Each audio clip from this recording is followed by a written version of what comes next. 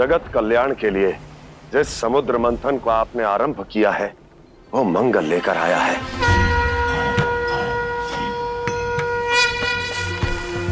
इससे मुझे एक नया रूप, नया नाम मिला है। अभी इसमें से बहुत कुछ निकलने वाला है नारायण।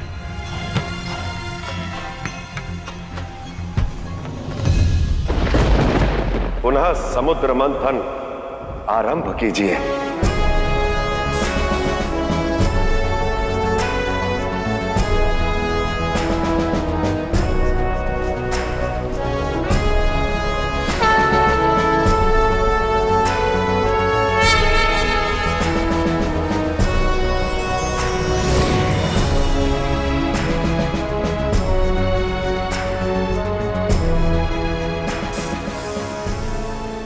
सागर राज, प्रतिशोध और द्वेष में आकर आपने सृष्टि को संकट में डाला। मुझे आहट करने की चेष्टा में संसार को पीड़ा देनी चाहिए, किंतु अब आप क्या करेंगे? हलाहल से अधिक प्रभावशाली ना ही कोई अस्त्र था आपके पास और ना ही कोई शस्त्र। अब आप ना ये मंथन रोक पाएंगे और ना ही मेरी लक्ष्मी।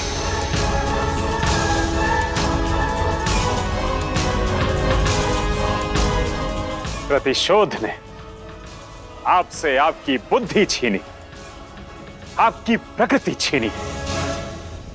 अब इस अग्नि में आपका सब कुछ स्वाहा हो जाएगा। आइए देवताओं, पुनः मंथन आरंभ कीजिए।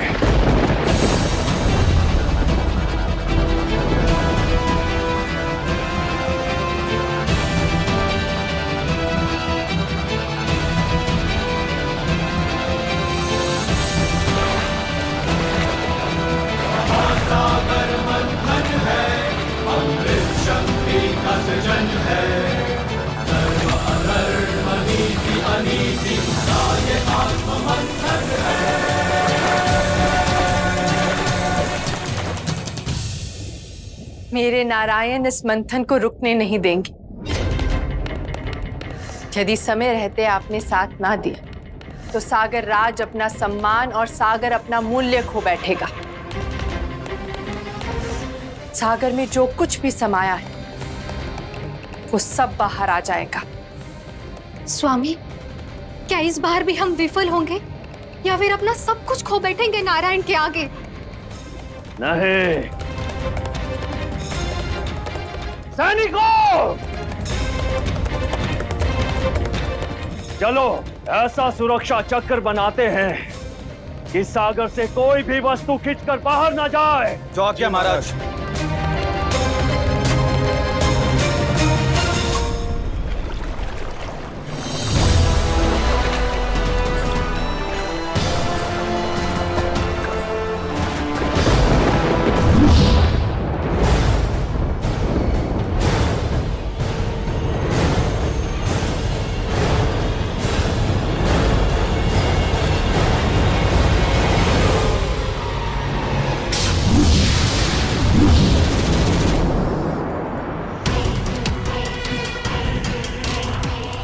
जाओ सुरक्षा कवच बनाओ।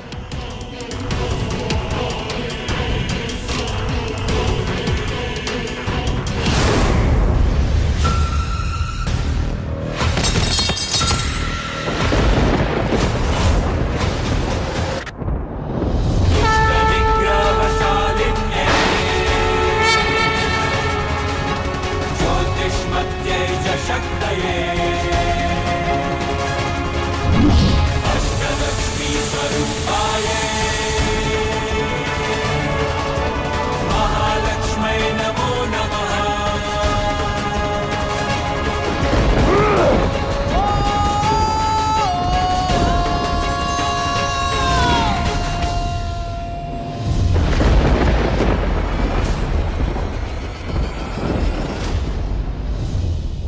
ऐसा कोई बंधन नहीं जो धर्म के मार्ग में बाधक बन सके। सिंधु सुता अवतार होकर भी अपने ही पिता सिंधु राज के विरुद्ध खड़ी हो। सिंधु राज के नहीं, आपकी पुत्री अधर्म के विरुद्ध खड़ी है। यदि ऐसा है तो सागर से निकलने वाला हर रत्न, हर वस्तु नारायण तक पहुंचने से पहले नष्ट कर दूंगा मैं।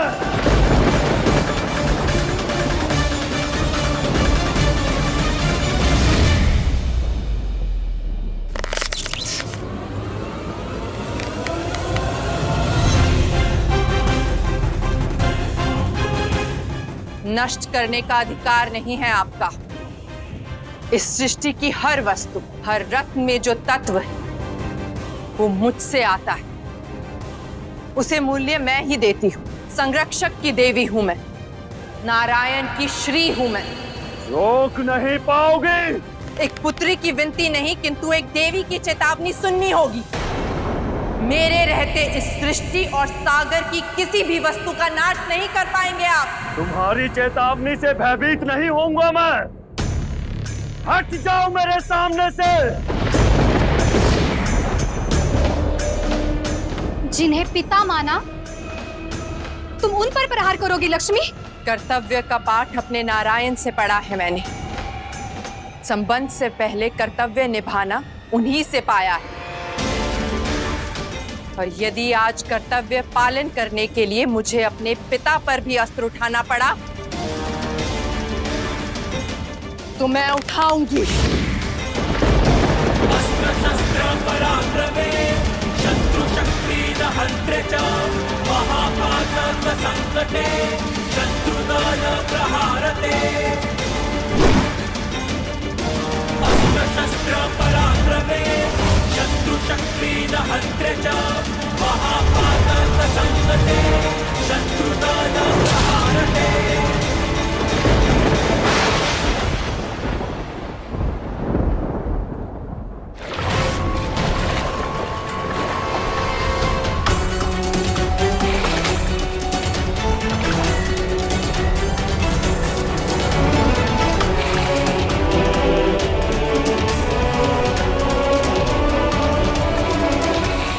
कहीं ये चमक अमृत की तो नहीं?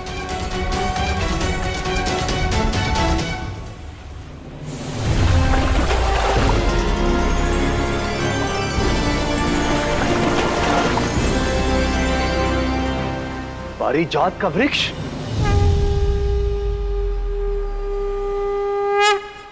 लक्ष्मी वस्तु को मोल भी देती है और सुरक्षा भी, किंतु आपने दोनों को ठुकराया है पिताश्री। अब एक एक करके आपसे आपका सब कुछ छिन जाएगा और आप कुछ नहीं कर पाएंगे। तो क्या तुम अपने पिता के विरुद्ध ही युद्ध का आरंभ कर लोगी लक्ष्मी? कर्तव्य के लिए किया गया युद्ध धर्म ही है माँ। पर मैं तुम्हें इसकी अनुमति नहीं देती। आपका मात्र ऋण उतार चुकी हूँ मैं। पुत्री कहने का अधिकार खो चुके हैं आप। मैंने अपना वचन निभाया। आप दोनों को माता पिता का स्थान दिया, प्रेम दिया, आदर दिया। आपके हृदय में ममता का अमृत नहीं, केवल प्रतिशोध का विष है।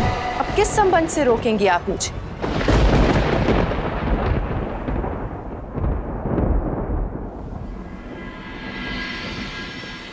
अनमोल संबंध और वस्तु संजो कर रखनी होती है, तो श्रृंगार पूर्ण होने तक इन्हें सहेज कर रखूंगी और उसके पश्चात आपके चरणों में अर्पण करूंगी। ये पारिजात के पुष्प हैं, देवी लक्ष्मी के प्रिय भी और उनके शुभ आगमन का संकेत भी। पारिजात आया है तो समृद्धि भी लौटेगी और नारायण की लक्ष्मी भी। इतना सुंदर पारिजात का वृक्ष, ये तो शुभ सूचक है। चलो। रुकिए इंद्रदेव, जैसा निश्चित हुआ था, पहले रत्न पर असुरों का अधिकार है। किंतु नारायण, अपना मोह त्याग दीजिए। जी नारायण। इन फूल पत्तियों का हम क्या करेंगे?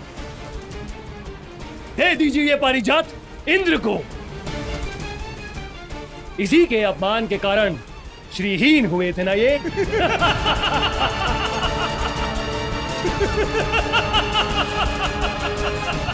नारायण, यदि आपकी आज्ञा और हम इस योग्य, तो हमें यह सम्मान स्वीकार है।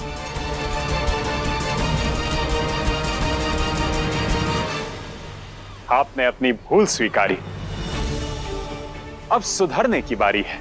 समृद्धि पर अभिमान नहीं किया जाता है, बल्कि उसे सजो कर रखा जाता है। तो अब इस पारिजात को सजोना आपका कर्तव्य है। जी नारायण।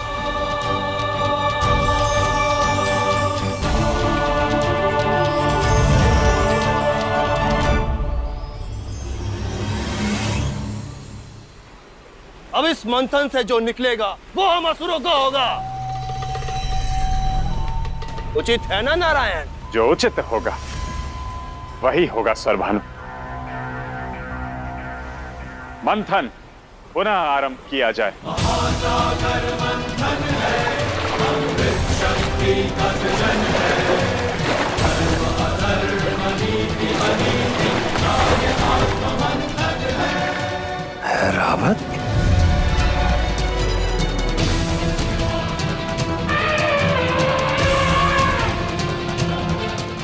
संकेत है ये, इंद्र का खोया हुआ ऐरावत उनके पास लौट रहा है। अब शीघ्र ही नारायण से बिछड़ी उनकी लक्ष्मी उन तक पहुंचेगी। ऐसा कभी नहीं होगा।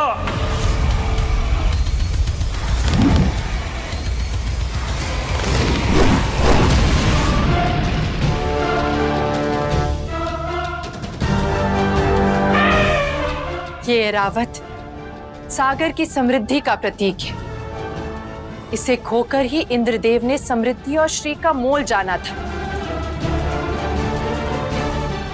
आप भी जान लीजिए, लक्ष्मी को ना कोई बल से पा सकता है, ना रोक सकता है।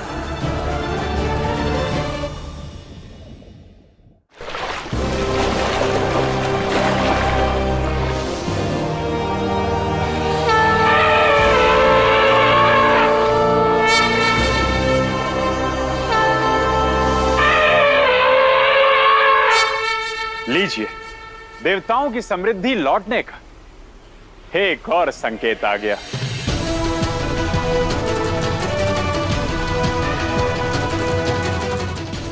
पहले तुमसे तुम्हारा स्वर्ग लिया और अब तुम्हारा प्रिय ऐरावत भी लेंगे।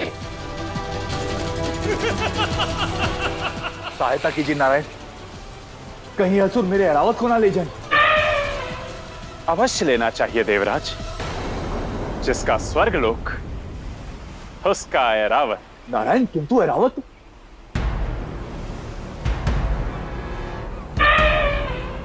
चलो। अवश्य ही ये नारायण का कोई छल है। रुक जाओ महाबली।